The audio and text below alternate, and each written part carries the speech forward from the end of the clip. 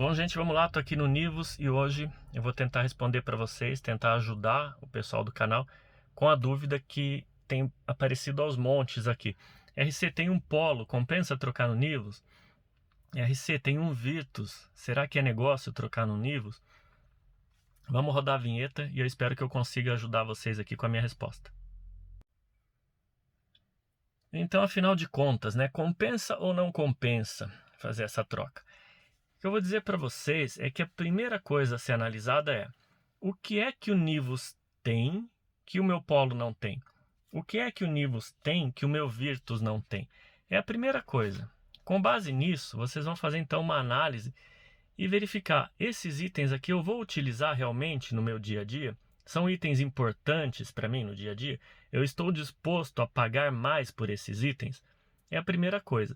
De forma bastante simples e direta, para não alongar muito, para quem não sabe, o que é que o Nivus tem a mais em relação a Polo e Virtus, por exemplo? Questão dos airbags, tá? 6 airbags nesse carro aqui contra 4 no Polo e no Virtus. Faróis e lanternas em LED nesse carro aqui, faróis full LED, as lanternas só não são em LED, as luzes de seta e as luzes de placa, o restante tudo em LED.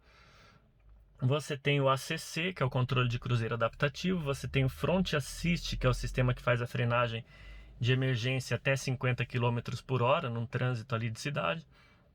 Você tem o sistema de frenagem autônoma em manobras, você tem isso tanto para frente quanto para trás, tá? Ele freia automaticamente tanto de ré como indo para frente. Você tem um limitador de velocidade, que no Polo e no Virtus não tem. Você tem um porta-malas maior do que o do Polo, no entanto menor do que do Virtus. Então você tem aí 300 litros no Polo, aqui 415 e no Virtus 521. O entre-eixos é o mesmo do Polo, então se você depende de espaço, você que tem um Virtus e depende de espaço, saiba que o Nivus não é o carro para você. Você vai ter menos espaço de porta-malas, 520 litros contra 415, e vai ter menos espaço interno aqui, porque o entre-eixos desse carro aqui é o do Polo. O entre-eixos do Virtus é o entre-eixos da T-Cross, por exemplo, tá? Então, a altura do solo desse carro é um pouquinho mais alta, sempre falando em relação às versões Highline com roda 17, tá? Então são 15 centímetros de altura do Polo e do Virtus aí do solo, nesse daqui 17 centímetros e meio, mais ou menos, 17,6. E o fato é que não faz tanta diferença, né? É claro que na buraqueira um pouquinho mais alto ajuda, mas não é uma diferença tão grande. A questão falando já em suspensão e pneus, também a suspensão desse carro aqui foi recalibrada, ela é um pouquinho mais confortável, eu disse um pouquinho, não é muito. Então façam o test drive, porque é importante que vocês sintam, né, para ter a percepção de cada um. Pneu é um pouquinho mais alto, né? O perfil do pneu do Polo e do Virtus com roda 17 é 50, esse daqui é 55. Esse pouquinho a mais de borracha aí também é bem-vindo na buraqueira. O que mais? A questão do câmbio, para quem reclamava muito aí do câmbio do Polo, né? O carro ele dava muitos trancos e tal, Polo e Virtus. Aqui foi resolvido em 100% isso.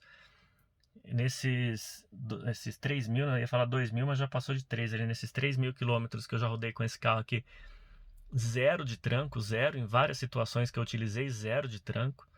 O creeping, que é aquela função que quando você tira o pé, o carro começa a andar para frente, né, ou para trás, enfim. Que é a função creeping, que era muito brusca no Polo e no Virtus. Você tirava o pé e já pulava para frente. Aqui também zerou isso aí, ficou extremamente manso. Para o meu uso, acho que é até manso demais, por isso é que eu volto a repetir, façam o test drive, tá? Para que vocês tenham essas percepções aí. E internamente, além do visual externo, né, a questão do carro ser diferente externamente, na parte da frente, na parte traseira, caimento do teto ali é diferente de Polo e de Virtus, obviamente, então isso é uma questão de gosto. E aqui também tem algumas diferenças. Por exemplo, o volante, esse volante que começou lá na Europa no Golf 8. Não vou entrar na questão se é mais bonito ou mais feio, mas a questão é, tem as mesmas funcionalidades que o outro. Não vai mudar nada na sua vida isso aqui, é só questão mesmo de design. Aqui dentro ele vai ter a mais ali esse sisteminha ali para para comandar o ajuste de altura dos faróis, que no Polo e no Virtus não tem. O acabamento ali em Black Piano, que eu acho horrível isso, ele é muito reflexivo, ele reflete muito, ele mostra muita poeirinha por cima, assim, ruim para limpar, risca fácil. E também questão de visual aqui, o que mais que tem? A central multimídia, Volkswagen Play, que eu já falei a respeito dela, uma decepção essa central, uma central que perdeu ali o GPS nativo, perdeu o slot para cartão de memória, perdeu o comando de voz nativo da central, perdeu o leitor de CDs, perdeu a possibilidade de espelhamento do mapa no painel, perdeu a possibilidade de colocar os logotipos nas rádios, enfim. Resultado de tudo, se você tem aí um carro com a central Discover Media, né, o Polo Highline, por exemplo, o Virtus Highline, você vai se arrepender, você vai achar que essa central aqui vai ficar devendo bastante, tá? De resto aqui são itens visuais, o acabamento é exatamente o mesmo, muda aqui uma cor de banco e tal, mas é exatamente o mesmo acabamento, tudo igualzinho, tá? Então, se você vai trocar simplesmente por trocar, eu vou trocar 6 por meia dúzia, esqueça, você não vai ficar feliz em gastar dinheiro. Por fim, existem duas situações aí, afinal de contas, né? Troco ou não troco? Então existem duas situações. A primeira delas é, se você vendeu o seu carro e você está com o dinheiro em mãos para fazer essa troca. A diferença de um carro para o outro, falando a grosso modo, tá? Não vou entrar aqui em negociações porque isso varia de uma concessionária para outra, mas a grosso modo, pelo site da Volkswagen, é em torno de R$10.000 do Polo para o Nivus, 95.800 o Polo, 105.800 e uns quebradinhos aqui o Nivus. E o Virtus 102,5 contra 105.800 aqui no Nivus. Então, se você tem o dinheiro em mãos, está na dúvida entre Polo, Virtus e Nivus, eu iria de Nivus, desde que você não precise dos 520 litros do porta-malas do Virtus e desde que você não precise do entre-eixos maior do Virtus. Se você depende disso, esqueça. O Nivus não é para você e também a T-Cross não é, porque a T-Cross vai ter o mesmo entre-eixo, só que tem um porta-malas menor que o do Nivus, inclusive. Então, já esqueça essa troca se você depende aí de porta-malas e entre-eixos. RC, não dependo disso. Estou com dinheiro. Compensa? Compensa.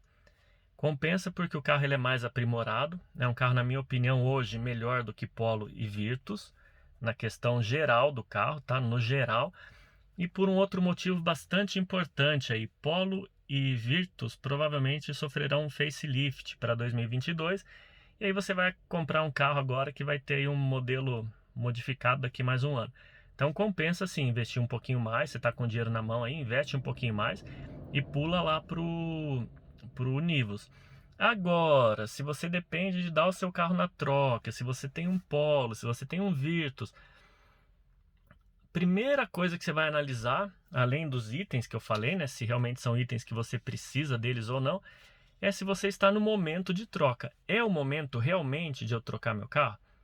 Porque se não for o momento, se você for trocar simplesmente por trocar, eu acho besteira. Se você for trocar simplesmente pelo sabor do momento ali, pelo coração, eu acho besteira.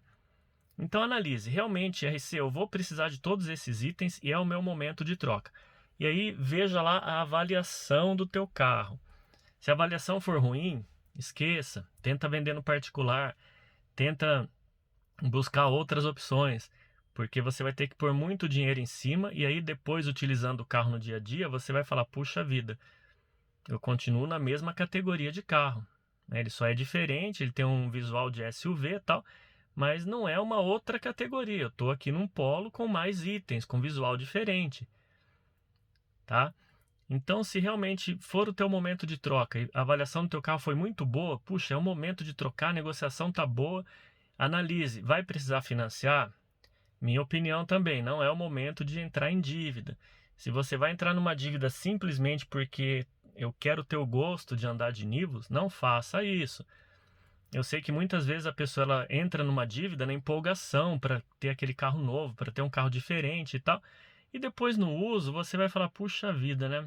Talvez se eu tivesse ficado com o meu dinheiro aqui e continuado com o meu Polo, ou trocado o meu Polo num outro Polo, ou num outro carro qualquer, de outra marca qualquer, eu estaria mais bem servido.